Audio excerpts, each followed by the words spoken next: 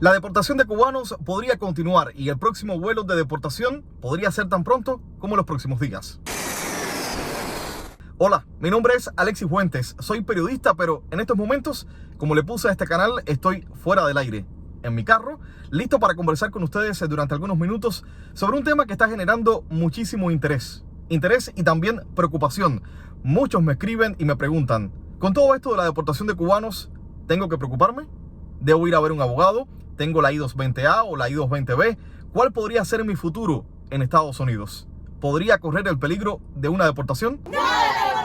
Imagínense llegar a Cuba después de haber estado en un país de libertad y que lo metan preso a uno, ¿entiendes? Entonces a veces uno no sale a hablar por temor a la familia que queda en Cuba, pero estamos en un país de libertad, hay que hablar. Es una idea que con razón aterra a muchos, pero primero hablemos de esos dos documentos que se han vuelto muy famosos en los últimos días. La I-220A y la I-220B. La I-220A es ese documento que se le entrega a los cubanos, en su mayoría, una vez que cruzan la frontera. Muchos lo tienen, cruzaron la frontera sur de Estados Unidos con México, estuvieron durante 1 o 2 o 3 días en centros de detención para migrantes y antes de recibir esa libertad bajo palabra, recibieron el documento llamado I-220A. Pero realmente el que más preocupación está generando es el documento I-220B. No es otra cosa que una orden de deportación.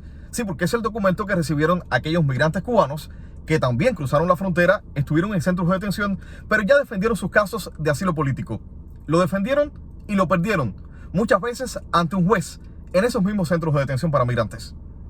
En otras palabras, ya tienen una orden de deportación, por eso es que corren ese peligro de ser regresados a Cuba. Un peligro que estuvo en pausa durante algún tiempo porque no existían acuerdos para deportar a cubanos desde Estados Unidos a la isla. Pero, como hemos informado, la administración Biden ya reinició sus conversaciones con el régimen de La Habana, detenidas durante la época de Donald Trump en la Casa Blanca, y parte de los acuerdos incluyen aceptar estos vuelos de cubanos deportados. Y sí, son una realidad porque el pasado 24 de abril despegó desde aquí, desde el sur de la Florida, el primero de estos vuelos, con más de 100 cubanos a bordo. Y como era de esperarse, este vuelo con cubanos deportados aumentó el temor en nuestra comunidad entre los cubanos, sobre todo esos que ya tienen la orden de deportación, la I-220B. Esta semana que pasó, uno de esos cubanos con I-220B fue a su cita habitual con ICE en Miramar. Su nombre es Francis Pérez. Llegó, él pensó que sería para que le quitaran un grillete y nunca salió de las oficinas de Miramar. Fue detenido, llevado a Broward, al condado de Broward, donde hay un centro de detención para migrantes, y de ahí a otro centro en Chrome, que por lo general es el último eslabón en la cadena hacia una deportación. Siempre a los migrantes, cuando los van a deportar, los llevan para este centro y de ahí al aeropuerto y son deportados a sus países de origen. No quiere decir que ese sea el futuro de este cubano, porque aún no se lo han confirmado, pero es el temor que tiene él y que tiene su familia aquí en el sur de la Florida. Sin decirle nada, supuestamente pensaba que a lo mejor era para quitarle el grillete, ya después de tanto tiempo, y no fue así. Sin decirle, ya le digo, lo dejaron detenido. Es que es de deportarlo, no tiene nada en Cuba, no tiene nada, todo lo perdió, no tiene nada allá, entonces, imagínese, como quiera que sea, cualquier caso es doloroso, pero cuando ya las personas han estado ya aquí adentro, ya es distinto. Otros cubanos con la I-220B comenzaron a protestar. Lo hicieron frente al propio centro de detención donde se encuentra este migrante. Tienen el temor de que también vayan a una cita con ICE y que les ocurra lo mismo, que terminen siendo detenidos y luego deportados a Cuba. Ese es el temor que hemos tenido los últimos días pensando quién va a llenar los próximos aviones que se dijeron que iban a ser 2 por mes.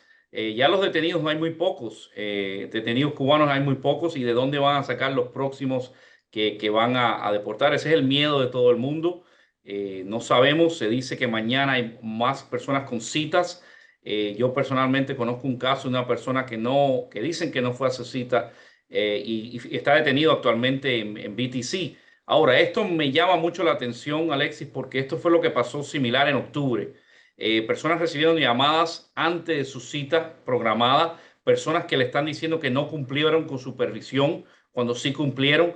Todo esto se está repitiendo de nuevo y es con las mismas personas, los que tienen el grillete desde octubre, que no sabemos por qué le tienen ese grillete todavía cuando todo el resto del mundo no se lo han quitado. No entendemos por qué estas personas, los 36 cubanos, siguen con ese grillete puesto y que yo sepa, uno solo le quitaron el grillete después de aquel incidente en octubre. Estos cubanos con la I-220B perdieron sus casos de asilo político, se los decía al comienzo de este video. Lo tuvieron que defender en corte frente a un juez, pero mientras estaban en centros de detención. Y le pregunté al abogado Miguel Inda Romero por qué resultaba tan difícil ganar un caso de asilo político, sobre todo cuando se trata de cubanos que escapan de una dictadura, de un régimen, que arriesgan su vida para llegar a este país. Escuchen lo que me dijo el abogado. Luchar un asilo afuera es difícil. Imagínate adentro cuando no tienes acceso a un abogado, cuando no tienes acceso a la evidencia que tienes que conseguir que te piden desde Cuba, cuando no puedes traer testigo a la corte, cuando eres nuevo al sistema, no sabes cómo funciona, muchos de ellos no tienen ni familia ni fondos para poder costar un abogado en estas zonas, en Arizona, en Texas, en Luisiana, en lugares muy difíciles donde los jueces tienen una aprobación muy baja, se les hace muy difícil. Ahora, yo no quiero decir que todo el mundo tiene un buen caso de asilo, pero hay muchos que hubieran tenido la posibilidad de a lo mejor lograr esto si hubieran tenido consejo legal y hubieran podido salir bajo libertad o bajo una fianza para poder luchar un asilo. La diferencia es inmensa, es de día a noche la diferencia de poder luchar un asilo o cualquier otro caso afuera, porque es mucho más cómodo y es asequible a muchas cosas que no pudieras adentro en la prisión. Por ejemplo, hay jueces en Miami, pensé que no tienen el 1% de aprobación y es difícil creer de que tantos casos que hay que se pasan por ese juez, nada más 1%. Hay jueces en Houston, hay jueces en Georgia, donde no llegan ni al 1% de aprobación. Es difícil ganar un caso de asilo y hay personas que tienen casos fuertes de asilo que no lo han ganado y eso es lo que llama la atención y es un proceso bien difícil. No estoy diciendo que debería ser fácil, pero debería ser justo, donde un gran porcentaje de los casos son aprobados basados en la evidencia que tenga la persona y saber de dónde viene la persona. Qué difícil es conseguir ciertas evidencias de esos lugares y saber que en Cuba hay una dictadura de 64 años. Si una persona vino en balsa o cruzó por 10 países para llegar a Estados Unidos, eso es una buena inclinación de decir algo está pasando en ese país, vamos a mirar más cerca este caso para de verdad ver si hay un miedo creíble y un asilo posible. Saber el lugar donde viene la persona y darle a la persona la oportunidad a que presente su caso en sí. No simplemente hacer un paripé, un show para decir que tuviste un proceso y después te dan una orden de deportación y es muy difícil a veces ganar una apelación después de una orden de deportación.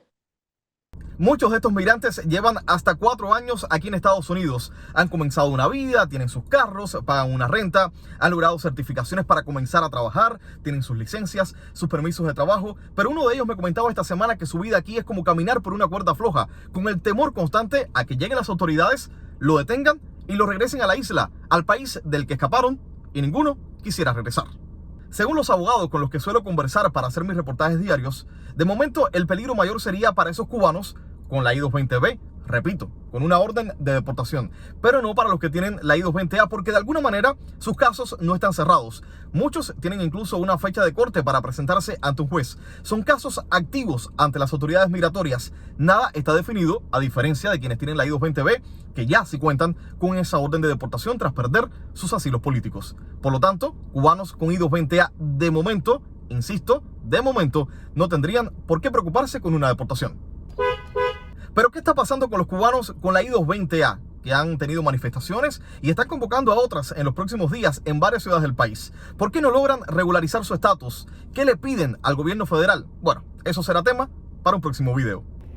Gracias por acompañarme en este ratico fuera del aire.